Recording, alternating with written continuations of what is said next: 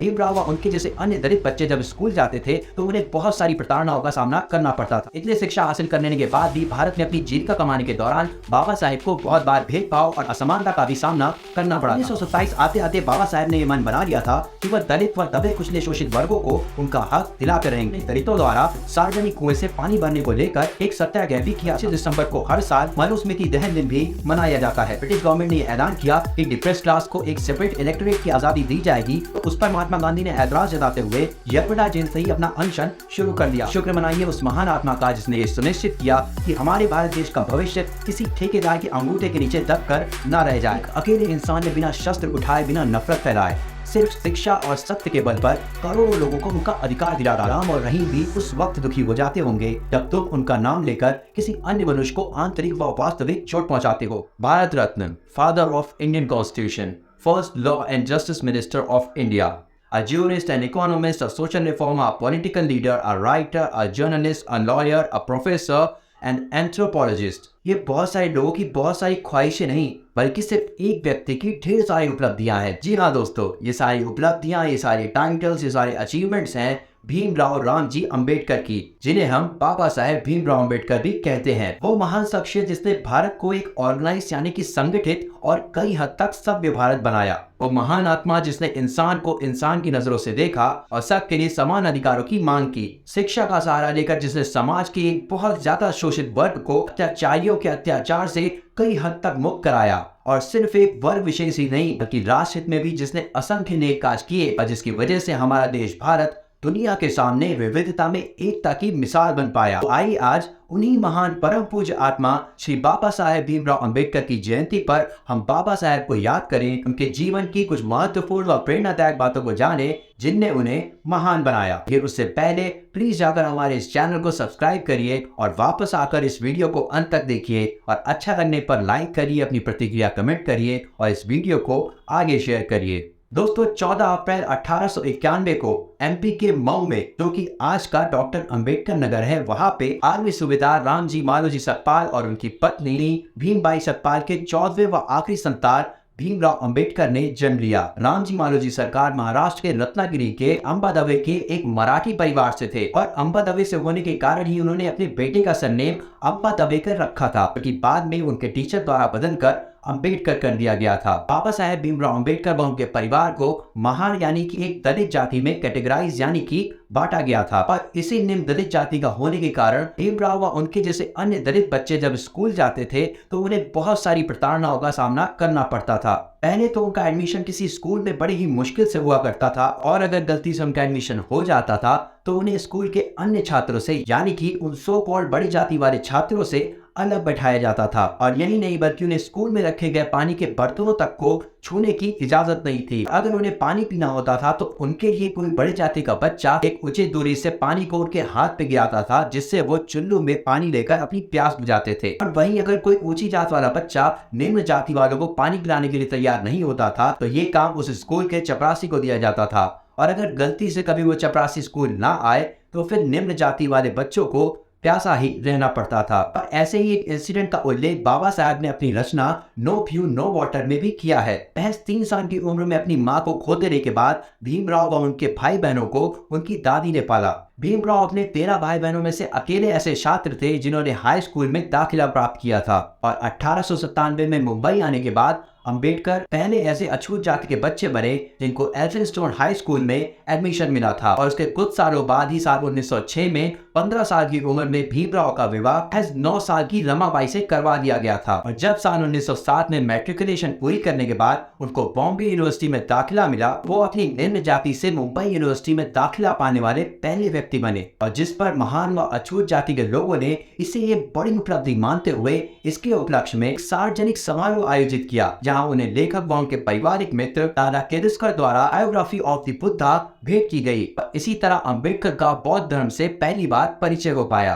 साल 1913 में अपने पिता के देहांत के बाद 22 वर्षीय भीमराव को सयाजीराव गायकवाड़ स्कीम के तहत कोलंबिया यूनिवर्सिटी से पोस्ट ग्रेजुएशन करने के लिए 11.5 स्टर्लिंग पर मंथ स्कॉलरशिप के लिए चुना गया, जहां से उन्होंने एमए इन इकोनॉमिक्स की डिग्री हासिल की और वहीं पर सोशियोलॉजी, हिस्ट्री, फिलोसफी और एंथ्रोपोलॉजी पढ़ने के बाद अमेरिकन फिलोसोफर जॉन डुई और उनके लोकतंत्र के विचारों से बहुत ज्यादा प्रभावित हुए। इसी दौरान उन्होंने कास्ट इन इंडिया और एंशिएंट इंडियन इकोनॉमी जैसी थीसिस भी लिखी थी और साल 1923 में उसी कोलंबिया यूनिवर्सिटी से उन्होंने इकोनॉमिक्स यानी कि अर्थशास्त्र में पीएचडी की डिग्री भी हासिल की। वहीं इससे पहले साल 1923 में लंदन यूनिवर्सिटी से उन्होंने एससी इन इकोनॉमिक्स की डिग्री हासिल की थी। उसके बाद ग्रेज इन के बार कोर्स में शामिल हो गए, जहां पर उन्होंने वकालत की बारीकियां सीखी। इतनी शिक्षा हासिल करने के बाद भी भारत में अपनी जीविका कमाने के दौरान बाबा साहेब को बहुत बार भेदभाव और असमानता का भी सामना करना पड़ा था। जैसे कि उन्होंने एक बार एक इन्वेस्टमेंट कंसल्टिंग बिजनेस शुरू किया था, लेकिन जैसे ही उनके क्लाइंट्स को पता चला कि बाबा साहेब एक अछूत जाति से बिलोंग करते हैं, वैसे ही उनके क्लाइंट्स ने उनके साथ काम करने से मना कर दिया। तो इन सारे भेदभाव और शोषण के बीच जब उन्हें साउथ बोरो कमेटी द्वारा गवर्नमेंट ऑफ इंडिया एक्ट 1919 बनाने के प्रोसेस में शामिल किया गया, तो उन्होंने दलितों व अन्य पिछड़ी जातियों के लिए सेपरेट इलेक्टोरेट और रिजर्वेशंस की भी मांग की। इसी दौरान साल 1920 में उन्होंने मूक नायक नामक एक वीकली अखबार को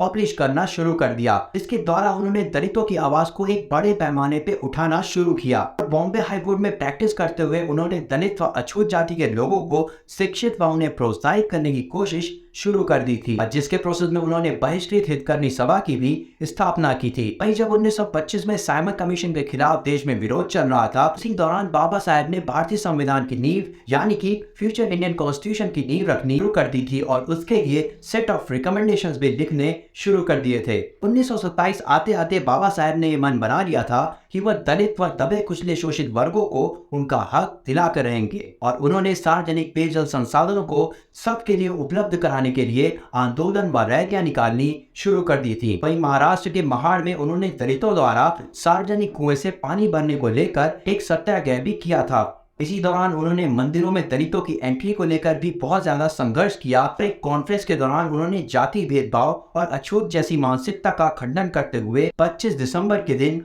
मनुस्क्रिप्ट की हजारों कॉपियां जला डाली थी और तभी से 25 दिसंबर को हर साल मनुस्मृति दहन दिन भी मनाया जाता है।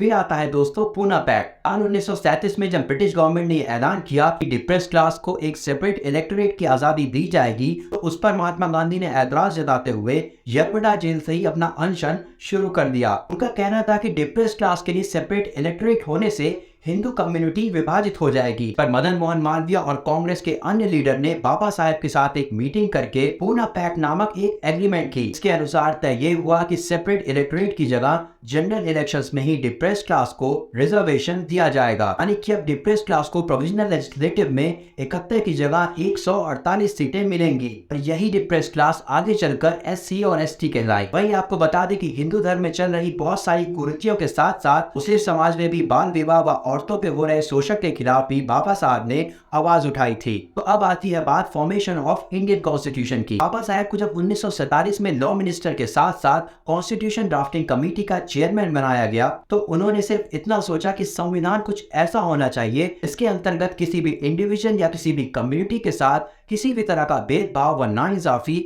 ना हो। And that is why he created a constitution which guarantees and protections for a wide range of civil liberties for individual citizens, और जिसमें शामिल था freedom of religion, abolition of untouchability and outlawing of all form of discrimination. जरा सोचिए कि जिस समाज में एक विशेष वर्ग को पानी तक पीने की आजादी नहीं थी, उस समाज में उनको शिक्षित और विकसित होने का क्या ही मौका मिलता।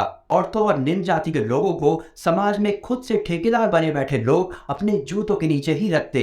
ऐसे में महिलाओं और SC STs के लिए रिजर्वेशन और कुछ मूल अधिकार अगर हमारे संविधान में ना होते, तो सोचिए कि आखिर कैसा होता। हमारा देश दुनिया में कितना पीछे रह जाता, क्योंकि बहुत से महान विद्यार्थी, महान ऑफिसर्स, महान नेता, महान कलाकार औरत व निम्न जाति का होने के कारण ही दबे रह जाते व दुनिया के सामने कभी ना आ पाते। तो शुक्र मनाइए उस महान आत्मा का जिसने ये सुनिश्चित किया कि हमारे भारत देश का भविष्य किसी ठेकेदार के अंगूठे के नीचे दब कर ना रह जाए, बल्कि सबको इस देश के अंदर समान अधिकार मिले, जिससे हर कोई देश उन्नति में अपनी भागीदारी प्रस्तुत कर सके। तो आइए देखते हैं कि what is the middle class opinion on today's topic.